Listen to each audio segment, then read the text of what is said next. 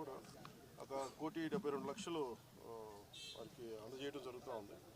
అలాగే కాంట్రాక్ట్ ఎంప్లాయీస్కి 45.75 లక్షలు, అలాగే వాళ్ళ ఎంటైటిల్డ్ టర్మినల్ బెనిఫిట్తో పాటు మరణించిన వారి కుటుంబానికి 5 లక్షలు ఎక్స్గ్రేషియా, మరణించిన వారి కుటుంబ సభ్యులకు ఒక్కొక్కరికి ఉద్యోగం, సివియర్గా ఇంజూర్ అయిన వారికి 10 లక్షలు, అలాగే ట్రీట్మెంట్లో అయ్యే ఖర్చు మొత్తం రాష్ట్రీయ ఇస్పాట్ నిగమ్ లిమిటెడ్ వారు భరిస్తారు.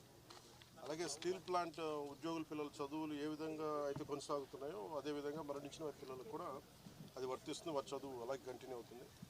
మరణించిన వారి notional date of superannuation, that means retirement, ఏ రోజు వరకు అయితే ఉంటుందో అప్పుడు దాకా వారి కుటుంబ సభ్యులు స్టీల్ ప్లాంట్ క్వార్టర్స్లోనే ఉండొచ్చు. అలాగే ఎవరైతే కుటుంబ సభ్యులు స్టీల్ ప్లాంట్ టౌన్షిప్ బయట ఉన్నారో వారు కూడా ఇఫ్ దే డిజైర్, అంటే వాళ్ళు కోరుకుంటే ఆ స్టీల్ ప్లాంట్ క్వార్టర్స్లో కూడా వాళ్ళు కూడా ఉండొచ్చు. అలాగే ఇందాక నేను చెప్పినట్టుగా బొకారో స్టీల్ ప్లాంట్ నుంచి ఒక 3-man కమిటీని ఎంక్వైరీ జరుగుతూ ఉంది.